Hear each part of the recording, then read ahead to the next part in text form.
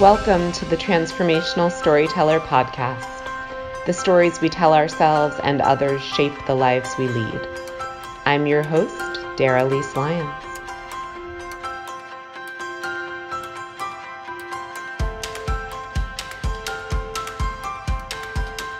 Welcome to another episode of the Transformational Storyteller Podcast, where the stories we tell ourselves and others impact the lives we lead.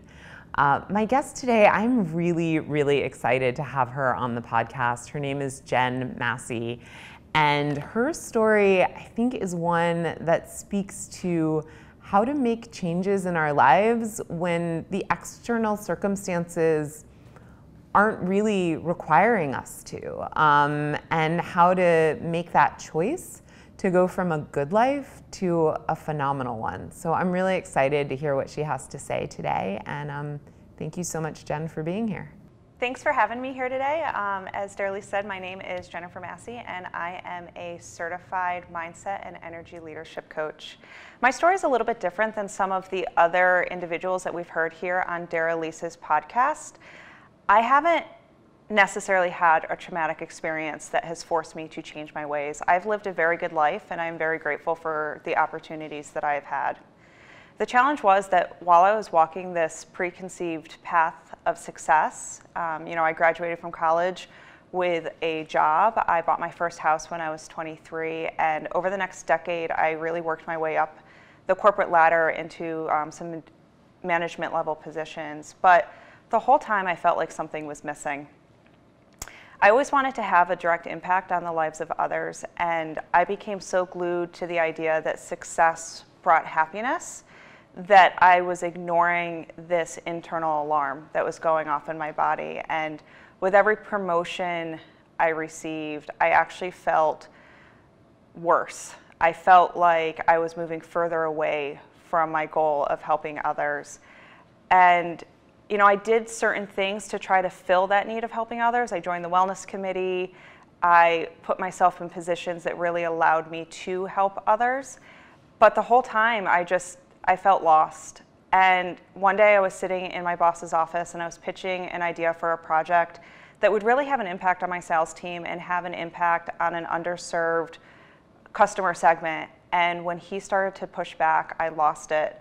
I'm not an emotional person, and I started crying ugly, snotty tears in his office. And it was in that moment that I realized that I could not ignore this alarm anymore. I couldn't ignore the burnout that I was feeling. And that evening, I went home and I started researching careers where I could really have that impact on the lives of others. And I found core energy coaching. And through my research, I realized that this type of coaching was really transformational, and it could really help others, and it really helped me. And over the next 10 months when I was enrolled in this program, I went through my own transformation. I started to control my energy, I started to shift my mindsets, and I was still at corporate, and through these basic changes, I started getting promotions and opportunities that I had to fight for in the past, and I started to realize that my energy and my happiness drove success. It wasn't the other way around. So as soon as I received my certification, I quit my full-time job and became an energy leadership coach. And I have never been happier. I love empowering women to beat the burnout, to notice those signs before it becomes too late. So happy to be here.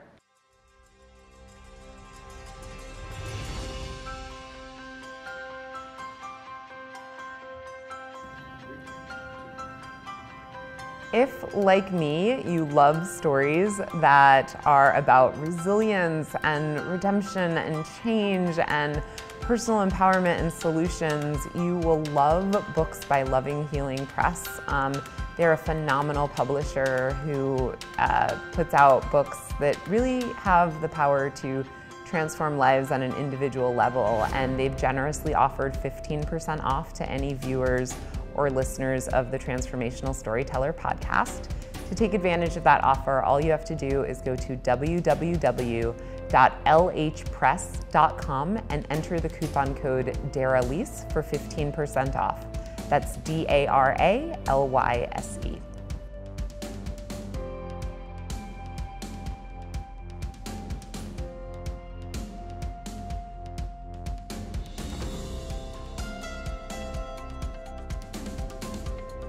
Jen, thanks so much for being here. Yeah, no, I'm so happy that you had me on today. Thank you. I really appreciate it. And I love the thing that spoke to me most about your story, and I really want to hear more about core connection and all that, but this idea that the external circumstances don't have to be horrible for us to want to make a change. So can you speak to that a little bit? Yeah, you know what's really interesting is a lot of my life, I was walking this path of success, and even though I felt like something was missing, I felt like I couldn't change because, I was doing everything that I was supposed to be doing. I was checking all of those boxes that people are supposed to check to be successful and be happy. So I was feeling almost greedy by wanting more. And through that feeling of like, oh, but I should be happy right now, it was enough to keep me from looking to get more. And I don't think this ever really occurred to me until this exact moment, or maybe as I was listening to you tell your story. But I feel like in some ways, my own self-destructive habits were a way of me giving myself permission to not check all those boxes. Yeah. And so I feel like someone doesn't need to they don't need to develop an eating disorder or alcoholism or self-abuse or something. Like, they can maybe give themselves permission to fill that void before it becomes a chasm. Right. So we all have gremlins, right? We all have a voice inside ourselves that says that we're not good enough. And for me, that resonates with me because when people start to be like, oh, well, I don't have an eating disorder, so therefore I can't go get help, or I don't have a drinking problem, so therefore I can't go get help. We still have this voice inside ourselves that's saying that we're not good enough. And every time that we start to do something that fuels that voice, we listen to it. So it's like, I'm not good enough to be happy. I'm not good enough to do that. And it's the self-destructive habit that continues to just beat us down and take our energy away from us. Well, and it's like, I'm not even good enough to be bad enough to warrant getting better. Right. Yeah. Like, this is good enough. And that's the problem, is when you start saying, like, this is good enough, and you start reconciling that, you know what, like, it's fine, that you become stuck. Yeah. Well, and then also I think sometimes we create networks of support around that stuckness, right? And I wanted to ask you, because you decided to make a change when from the outside it might have been hard to justify that change. So how did people meet that? It was tough. It was really tough. For me personally, it was, my husband is incredibly supportive. He's been behind me 100% of the way. For me, it was with my parents. They have given me every opportunity that I've had in this life, and I'm so incredibly grateful for that. But I felt like I'd be disappointing them by stepping away from this career and stepping away from the education that they helped me with. And because I felt like this overwhelming sense of like, oh my God, I'm going to disappoint them, and they're going to not stop loving me, right? Like, my parents love me, and they're going to watch this and definitely be like, what are you talking about? You're on crack. But like, I have them on such a pedestal that for me it was really tough. And any moment that they started to question, like, is this really what you want to do? Are you really going to quit with only one client?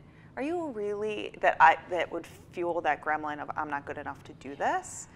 But the moment I was 100% bought in and made up my mind that said, like, that's it, I'm quitting my job, I'm giving my notice, this is my last day, they were behind me 100% of the way. And I realized that the story I was telling myself was just that, it was a story. They were actually behind me the entire time. Oh, yeah. But because I was telling myself this story that, like, oh my God, like, I'm going to disappoint my parents, I can't do this, that I was believing the story. And as soon as I committed to being like, I'm going to do this, I'm going to change my life, I'm going to go help other people, that they were like, oh my God, please go do more.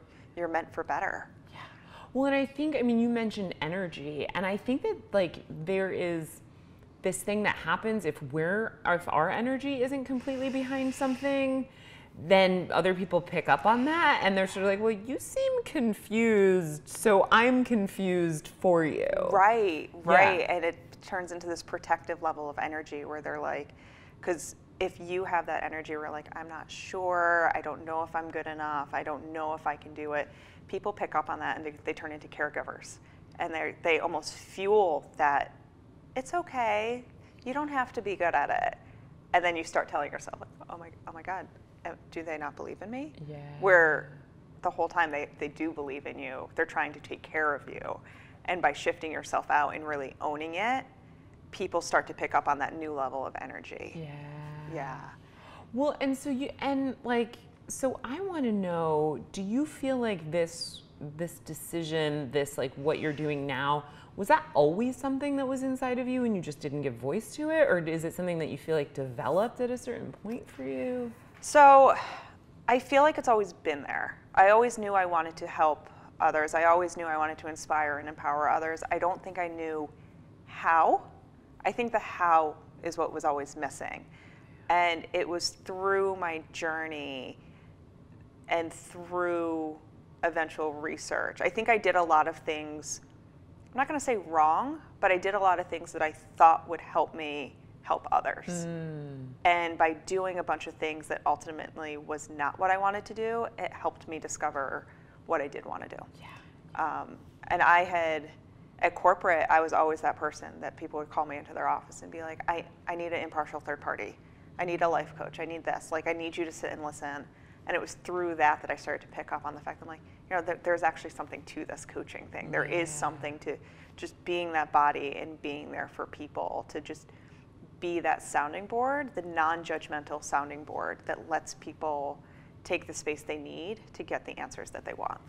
Well, and I think for me, one of the most impactful things about your story when we connected was this notion of like, okay, what sort of the misconception that everybody who needs some sort of like coaching or help or even strives for it like has to come from some hardship or some trauma or something. And so, being connected with you, I was like, oh, actually, like, what if people just strove for better and more connected and more purposeful lives without having to get to that point of desperation and bottom? So can you speak to that a little bit? Yeah, I feel like, there's definitely a stigma around mental health, and coaching is different than therapy, but a lot of people put them together. A lot of people are afraid to ask for help because it comes from a place of vulnerability. It comes from a place of being like, again, I'm not good enough. Yeah. And by asking for help or asking for a coach to help guide them, it's really facing that gremlin head on and being like, I'm not good enough and I do need help or I do need direction here. And I fully agree that if people can start to strive for better, that this whole world would be a better place. If we started to get out of our own ways and just look for help. I don't think I necessarily believed it before I became a coach, but I am a full believer that all coaches need coaches. Like, everybody needs a coach. I have a coach. Yes. I actually have 3 coaches. I talk to different people about different things, and it's incredible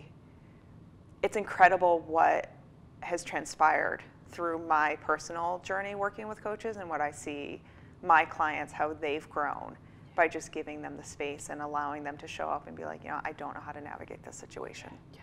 Well, and I have a coach too, and actually, it's interesting because I feel like, many of the people in my life and in my support network who have been all along, right? There are some people who are newer in my life, like within the last 10 years since I got into recovery, and all they really know is the me who's like happy and healthy and well-adjusted. But the people who knew the me I was before support me in coaching because they know that I have this history of mental health issues, and they're sort of like, well, yeah, you do all this stuff that's going to keep you like moving forward so you don't go backward. But I feel like, well, what if we just kept moving forward, because moving forward in and of itself gives us greater joy and purpose and and meaning. So how do you kind of help people to see that that's what coaching does? Right. So I'm a core energy coach. Yeah. So what I typically do to help explain that to people is I explain that there's 7 levels of energy, and most people tend to resonate in the first 3, which is really a draining type of energy. And if we can start to focus on shifting to those higher levels where we can start to feel that sense of joy, connection, seeing opportunities, being in the flow, that it not only helps them, but it helps everybody around them. So by helping them, because that's usually the thing, is people don't necessarily want to invest in helping themselves, but by shifting into a higher level of energy and aiming for greater, they're actually helping everybody around them. Yeah, well, and you mentioned the gremlins, and I'm sure that that's connected to not wanting to help yourself, right? Because if we don't feel worth it, well then why, we're not worth it. So of course we're not going to invest in ourselves. Yeah. But I kind of feel like it's this cycle where a person doesn't believe that they're worth it until they start doing the things to feel worthy.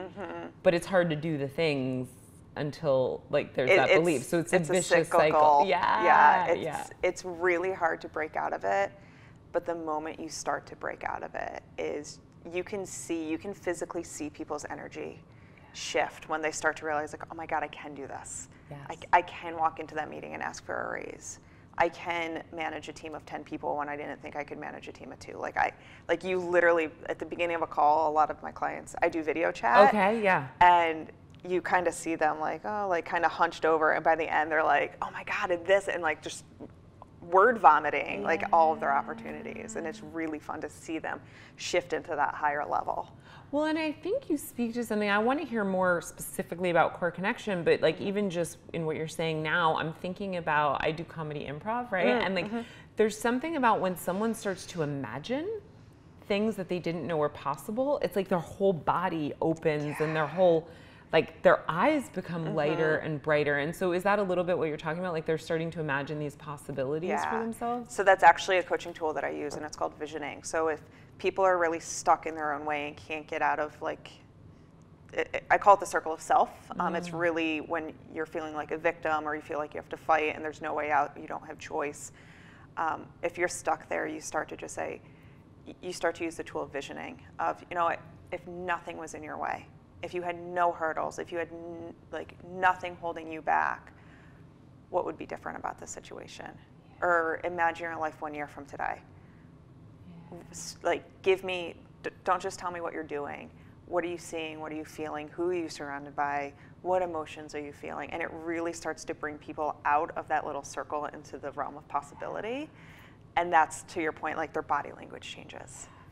And I love the idea of doing that with the support of a coach and the encouragement, because sometimes I think if, like, I'll just speak from my own experience, like if I'm in a really dark, stuck place, there is no imagining otherwise until someone kind of takes my hand and guides me to something that could be better. And thank gosh I haven't been in that place in a long time, but I think a lot of people are in that place of like, well, I don't even see anything other than this. Yeah, and you probably experience it more than you think, the thought of not having choice. And it's when you start to be like, there is no other way. Like that, like I have to go to this party, like I don't have any other choices, like I have to go to this work event or I have to go to this social gathering. And you can suck yourself out and be like, you know what, there are other choices. You could choose not to go. Yeah. You're choosing to go. And it's starting to change that language to allow people to see that their actions or their lack of actions are actually choices. Yes. And forcing them to really think outside the box. And if they start to say like, oh, like I can't think of anything else. It's like, all right, well, what if your friend was going through this situation? You know, what options would you give them? Yeah. Well, and just that little like language shift, right? Of like, I have to go here, or I have to do this versus no, I'm making the choice to do this. You might still choose the same thing, but it's a different level of empowerment to go into it and saying, I'm going to choose to go to this party, and maybe I still don't want to go, but I'm going to choose because it's better for my work life. It's like, you know, better for my marriage or whatever. Like, and I'm going to make that choice, and then it does take the victim out of it, the victimhood out of it. It does, because it allows you to walk in and being like, okay, I know why I'm here. Yeah. I chose to be here, and this is why I chose to be here. So if it's a party that you didn't necessarily want to go to in the first place, by making the choice, you can remind yourself like, okay, I chose to be here because it's a work function, and it, you know, my job could potentially depend on it, or whatever the case is. Yeah. So, okay, you're working in corporate, you start looking for other opportunities. How did you first come upon core connection coaching? So I literally Google. Really? Okay. And then like what was the process of that? Walk me through that. So you like hear about this thing and then like Yeah, so I just literally, I was at a really, really low point, and I just started Googling. I was like, what jobs can help other people? Yeah. And my friends had always called me a life coach, so I'm like, that was on the list of things, like top 10 things to do to help other people. And I was like, you know what? Like, let me look into this. So I looked into coaching, and I started looking into the top coaching programs. Okay. And that's when there's so many coaching programs out there. Yeah. And I have always had the mindset of spend money. Like, if it's worth the investment, make the investment. Yes. Don't cut any corners. There's a ton of coaching programs out there that you can be certified in like 2 weeks or after a 1 weekend thing. And I was like, that's not for me. No. So I found Core Energy Coaching, and reading the description of this program, it was an 8-month all-intensive program. And they teach you to coach by coaching you. So they walked, every single person that goes through their coaching program is coached by a Core Energy coach, and is like literally goes step 1 through Z, A through Z, to go through. So I experienced my own transformation through the program. And to me, when I was doing my research, and I was like, oh, like I can learn how to coach, or I can learn who I am as a coach. Yeah. And that's the direction that I took. Which is so impactful, because I think it's like, I mean, I don't know. I personally, I think it's possible to coach having never done a thing, but the level of experience that you have to share, the like ups, the downs, the breakthroughs, it's just not the same. Yeah. And what's really interesting is like when I got into coaching and when I used to, play life coach, I totally wasn't coaching in the same way that I am now. I was probably playing judgmental, but not judgmental friend. So, I was attached to their agenda. So, when my colleagues were like, do I take this new job? Do I leave this corporation? Like, what do I do? I probably had a say in that game. I did not necessarily want to lose my friend. So as much as I tried to play impartial third party, I wasn't. And through this coaching program, I have really learned that I can take myself completely out of the box. Yes. And remove myself from the situation and be that person who is there.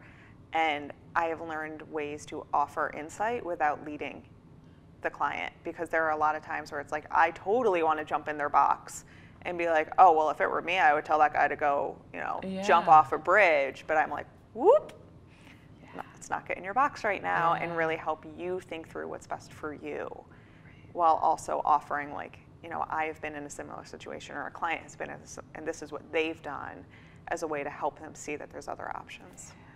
And that really does empower people, because if people are coming to you because they feel disempowered in their life, then the last thing you want to do is disempower them through the process of coaching. And you don't want to tell anybody what to do. And I tell that to my clients all the time, which is like, we're going to stick to your agenda. Whatever you want to talk about, whatever you choose to work on over the next week is your choice. I may suggest things, but at the end of the day, I need them to be bought in on it, because coaching doesn't work unless you want to be coached and unless you want to be changed. And you need to be willing to be like, this is what I'm going to do, and this is why it's going to help me, and I'm going to go do this exercise and report back next week on how it's working. So then how do you envision, like, do you see yourself as walking side by side with your clients, as sort of like moving behind them, bolstering them forward? What's the visual image of that? Partnering. I partner with my clients. So I am there every step of the way if they want me to be. I am their accountability partner. I am their cheerleader. I am whatever they need me to be in that moment. But I really partner with them to make sure that what they're choosing to do really is the best choice. So if they, and I use best loosely, that technically is a judgment. But if they say, like, this is what I have to do, I work on them on that word choice to say, is this really what you have to do, or are you choosing to do it? And if they don't see other options, I help them see other options and then allow them to make their decision from there. And then once we kind of land on what they're going to do, then I partner with them to say, well, what do you need to be held accountable this week? Who's your accountability partner? Do you have somebody at home that can help you with this? Do you want to check in with me next week and tell me that you've done it, so that, like, they're still taking the action. Yes. But they, like, if they don't have anybody at home to be like, hey, like, I journaled 5 days in a row, like, they can text me and say, yo, I just did my 5th journal, like, and I will celebrate that with them. Yeah, that's really inspiring. Well, and I want to ask, like, so for your journey to becoming a coach, what was one or two of the biggest breakthroughs for you along the way? Probably after the first weekend. So the way the program is laid out is there are 3 in-person weekends where you spend 30 hours immersed in learning how to coach and like being coached. Wow. And probably that very first weekend, I walked away being like, holy crap, every frustration I've had, every moment of anger and blaming other people was me. It wasn't other people that was doing that. It was my energy, and that was that realization that I was getting in my own way. And learning to take that and start to shift how I showed up to work, because I was in a very dark place when I enrolled. Like the fact that I was even willing to leave corporate. Yeah. And I was able to start taking what I learned and starting to control my energy and realizing, like, before I went into meetings, if I felt myself coming from that, like, circle of self, that low level of energy, that fighter and victim stance, I would take time to say, like, pause, center, how can you approach this with a higher level of energy? Where is the opportunity in going to this meeting that you want nothing to do with? Like, where's the opportunity? And through that, I was able to shift myself out of the dark place. And I don't necessarily think I ever got to a great place at corporate, but I got myself to being okay. Yeah. And that was enough. Right. Well, and for you, I mean, I'm clear that it was like you were going to stay there until you got the certification. So there was like making it better was good enough, whereas for someone else, making it better wouldn't be good enough because they would need to leave or figure out something else or whatever, because you don't want to just stop at that stagnation. And for me, I was like, I just need to get to a place of being okay. Yeah. And by utilizing the coaching mechanisms on myself and working with coaches, I was able to shift from this feeling of I don't have a choice, I'm having panic attacks every day, I am avoiding going into the office, to being able to go into meetings and present my case and get promoted and do things that I had definitely talked myself out of before. So it was, even my boss said that he saw a shift in me. He's like, everyone around me, they're like, you've kind of become a different person. And many of them were actually shocked that I left by the end, because I had done such a good job of pulling myself out of that dark place, that things were going so well that when I eventually gave my notice, they're like, wait, what? Like, but everything's going your way. I'm like, yeah, but I still want to go do this coaching thing. Like, I still want to have an impact on people's lives, and I am choosing to not do it here. See, I love that, because I remember this was years and years ago. I was in a treatment facility for the eating disorder, and I had this amazing, like, group therapist, and he said at one point, he's like, people always think that the worst things in life are like, he's like, what did he say? Essentially, the way that he put it was that the worst times, the lowest moments, the rock bottoms are not our enemies per se, but that good is the enemy of great. He's like, because when we, oftentimes as human beings, we get to okay or good enough, and then we stop there. And so I love that you had enough belief in yourself to say, you know what, like, good is not good enough. Yeah, good is not good enough. As I was willing to walk away from something I'd always strive for. I finally got that final promotion that I'm like, I just need to get this promotion and just prove that they value me. And I got it, and I was like, you know what, I'm still not happy, and I'm not going to get it here. And it's actually interesting, because a lot of people think like dark places, they try to stay away from them, but dark places also propel that motion forward. Yeah. And when you get stuck in that good enough, sometimes you need to drop down in order to move up. You need to realize that, like, good enough, the problem is the word enough. Yeah. Like, why are you settling? Some of the lowest points in my life have been when I've reached my goals and thought, is this all there is? Like, is this really the thing that I was striving for? Because it's never about the thing, right? It's about the meaning. It's about the purpose. It's about the hunger for connection or whatever it is. And so if you're just going for like, oh, I'm going for this promotion or this check on my list, you know, like, and we get so attached to outcomes, and like we set these crazy expectations, and if one thing is different from whatever that expectation is, everything else could be great. The journey to that moment could be spot on, but if that final thing is not what we thought it was going to be, you almost forget the whole journey. Yeah. Well, that's why I think it's really interesting that you describe your coaching as energy coaching, because like, to me, there is no, and I don't know enough about it, so you can correct me if I'm wrong, but like, I think with energy, like, there can't really be an outcome because it's always shifting, it's always moving, it's always different. So I think attaching ourselves to a certain energetic matrix makes a little more sense than trying to attach yourself to like a specific thing or moment. Yeah, no, you're spot on. So, we all are always moving and bouncing between those 7 levels of energy. And it's like, the one thing I like to do to explain it to people is like, if you take your 2 fingers and like stick it in your side, that's like the negative energy. It distracts you.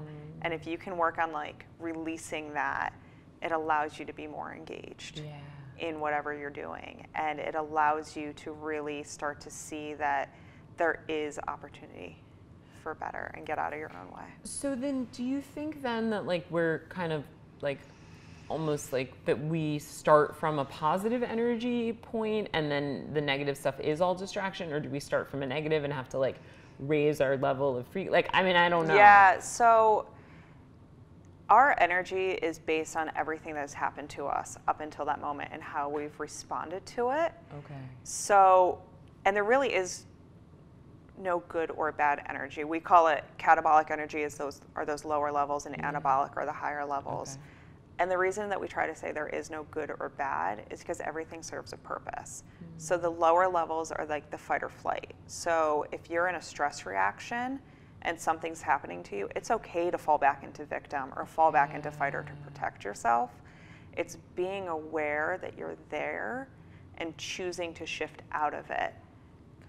So it's having control over your energy and understanding. And as you begin to understand the 7 levels of energy and start to work your way up, then you begin to access the lower levels when you choose to access them. So, well, and I would imagine if you find that you're in a lower level of energy, like, and you're noticing a pattern, like, oh, well, when I spend time with this person, my energy drops, or oh, when I go into this place, or when I do have a drink after dinner or whatever, like that it impacts my energy. And I feel like then it empowers you to notice those patterns. Yeah, exactly. And you recognize it and you're like, do I want to live there? Am I choosing this level of energy, or am I shifting out of it? The really interesting thing is when people start to talk about like, they want less stress in their life, they want more success in their life. It's actually the same stimulus. It's the same thing. It's how you respond to that moment that's going to determine if it's stress or if it's success. And it's the energy you bring to it to determine, like, am I going to have a negative reaction, or am I going to have a reaction that propels me forward? You know what? I think personally speaking, like that moment is what I needed to hear you say that, because I feel like oftentimes I will be stressed at some of the most amazing things in my life, and it's like, why am I perceiving this as dangerous, or like, I don't know, another impetus to strive more or something. And I think what you just said sort of like really explained why, depending on what I bring to a situation, the same thing can either light me up or shut me down. Yeah, and it's completely circumstantial, so it's based on what you've experienced in your life up to that moment that kind of trains your body which way you're going to respond. And being aware of that is what then starts to allow you to choose your reaction differently. Yeah. Wow. So how do you, like, I mean, in terms of working with other people to do this work, like, how do you structure that? What does that look like? Yeah, so I typically meet with people on a weekly basis. Once we've met for a couple months, I then let them choose, do they like the weekly basis? Most of my clients do because of the accountability piece. Yeah. But we just chat, really. I start every session with, like, what is your goal for this session? What do you want to talk about? What do you want to get out of it? And through that, I listen for energy blocks. I listen for what might be coming up in their life. I listen for things like, are they stuck in their own way, and what could be triggering that? And I just ask questions to help them recognize it. And I have some tools that I can use and exercises that I can use to help them start thinking outside the box and help them start to shift their energy. So if they are already at that higher level of energy, there's advantages and disadvantages of every level. So for somebody who's resonating at a higher level, who sees opportunity in everything, I like to call it shiny object syndrome. Yeah. Like, they can get stuck in their own way and not be able to make a decision because everything's a good opportunity. Yes. And like, I don't know which way to go. Or they start a bunch of things and don't finish any of them, or what? Yeah, right. Yeah. So it's like, how do we bring them back and sometimes drop them into a lower level long enough to say, like, okay, pause. Everything's an opportunity, but which opportunity is the right opportunity for this moment? Yeah. Or if they're coming from that victim state, it's, okay, well, what can we do to get you to start fighting for yourself? And what can we do to start getting you to like move up the ranks? So every coaching call is different. Sometimes it's very inward facing, helping people find their authentic self. Sometimes I work with a lot of people from corporate because that's my path. So it's leadership development skills, helping them fight the imposter syndrome and allowing them to realize, like, I do deserve a place at the table.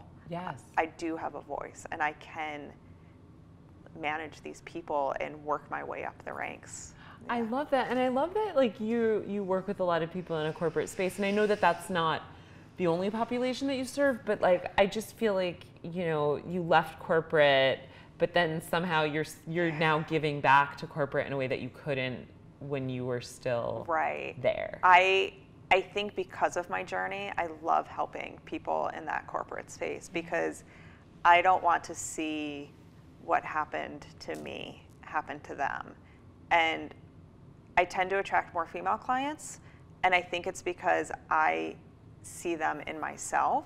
And as much as I stay out of their box, like, I know what they're up against. I understand firsthand the gender gap. I understand that it's really hard to get promoted as a female. It's really hard to get the salary. And those are all limiting beliefs, but they're things that we internalize and start using to block our energy and to prevent ourselves from moving forward. And we start telling ourselves the story that, like, oh, I'm never gonna get that job because, Joe is gonna get it because he's the guy, and they always hire the guy over the girl, so why bother? And maybe doing things to sabotage ourselves along the ways, which I'm famous for historically, but yeah. You and me both. Yes. Well, and that's one of the reasons why I think it's important to have a coach, because it's like people that you talk to that will hold us accountable to our ultimate vision, right? Because it's like easy to lose sight of that vision on a moment by moment basis. So let's say someone did want to get in touch with you or find out more about your coaching or set up a session or something, like, how would they do that? Yeah, so if you want to get in touch with me, my website is www.conshycoaching.com. It's CONSHY coaching.com. It's just short for Conshohocken. That's where I live. And you can find me on Instagram at Conshy Coaching. I'm not great at the other social media, so Instagram is definitely the best way. Put Instagram and your website. But the best way to really get in touch is just check out my website or drop me a note. I tend to recommend that people start with this thing called the Energy Leadership Assessment, and that really helps people understand where they are currently. So how are they energetically presenting themselves to the world? And through the 90-minute debrief, we start to really uncover what is holding them back and where are they resonating. And from there, we then transition into a coaching relationship where we meet every week. Oh, that's really great. Yeah. And I also, as you said, they can be anywhere in the world, anywhere in the country, because you do these meetings by video. I use Zoom video. I can also do phone, but I prefer the video because then I can actually see people's energy and see if you're getting emotional or if I need to give you a moment. A lot of times, because I tend to coach corporate folks, they're coming to me midday, and I will actually take the time. I will notice that their energy is pent up, and I'll be like, you know what, let's just take 3 minutes and let's start with a centering exercise. Yeah. And really allow you to kind of pause and focus and come in on your own. So, yeah. Yeah, thank you so much. And Yeah. also I wanted to ask, so like, you know, I always ask people this because I'm a sucker for stories. Yeah. But, you know, I remember like reading kids' books and fairy tales, and there's always like a moral or a lesson or a theme in every really story that's well told. And so I just wanted to ask, like, if someone was to pick up the book of your life and flip through and read it, like, what story or lesson would you want them to emerge with? I would probably say the one lesson that I would want them to emerge with is the story we tell ourselves is not always the right story. And we have the power to truly live a life that we want to live and that we're capable of living. And we are meant for so much more. So if you are feeling like there's something missing, take the time to figure out what it is. Take the time to fulfill whatever that need is. Figure out what your core values are and go live a life that you choose to live, not necessarily the life that was handed to you. Oh my gosh, thank you so much. Yeah, that really resonates with me. Yeah, no, thank you so much for having me. This is really great.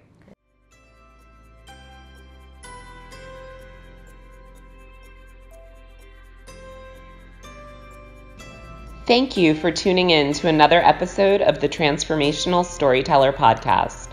As always, thanks to our episode sponsors, our production team at Rebel Hill Consulting, and of course, many thanks to you, the listener. Whoever you are, wherever you are, I hope you're creating stories that empower you and inspire others.